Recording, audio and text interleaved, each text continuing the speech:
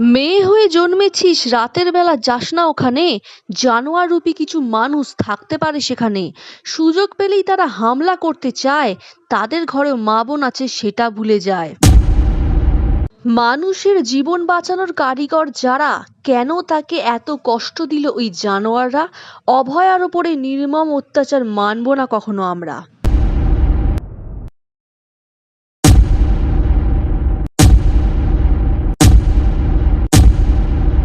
মেয়ে হয়ে জন্মেছিস, রাতের বেলা যাস না ওখানে। জানোয়ার রূপী কিছু মানুষ থাকতে পারে সেখানে।